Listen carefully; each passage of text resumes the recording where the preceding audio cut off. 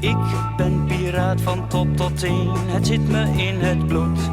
En dingen doen wat niet mag, die vind ik juist wel goed.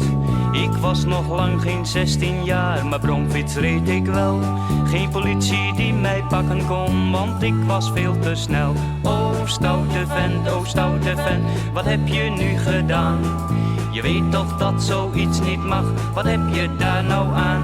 Oh stoute vent, dat mag je toch niet doen. Zo word je nooit volwassen, gebruik toch je fatsoen. Ja, dingen doen wat niet mag, die doen we toch zo graag. De spanning die stijgt dan te top, je weet wel hoe dat gaat. Je pikt een appel van een boom, maar het ding dat is verrot. En met diezelfde appel gooi je dan een ruit kapot. Oh stoute vent, wat heb je nu gedaan? Je weet toch dat zoiets niet mag, wat heb je daar nou aan? Oh stoute vent, dat mag je toch niet doen.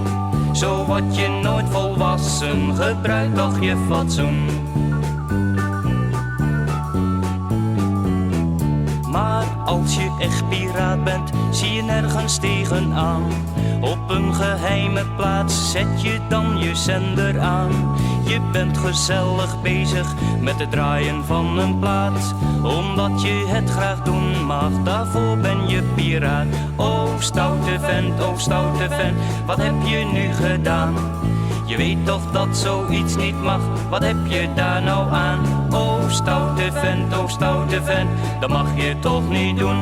Zo word je nooit volwassen, gebruik toch je fatsoen. En als je soms gepakt wordt, nou dan heb je pech gehad. En als de rechter je dan vraagt, zeg waarom deed je dat?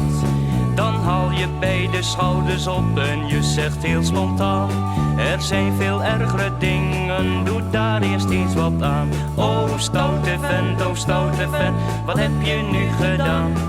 Je weet toch dat zoiets niet mag, wat heb je daar nou aan? Oh stoute vent, dat mag je toch niet doen. Zo word je nooit volwassen, gebruik toch je fatsoen. Oh stoute vent, wat heb je nu gedaan? Je weet toch dat zoiets niet mag, wat heb je daar nou aan? Oh stoute vent, dat mag je toch niet doen. Zo word je nooit volwassen, gebruik toch je fatsoen. Zo word je nooit volwassen, gebruik toch je fatsoen.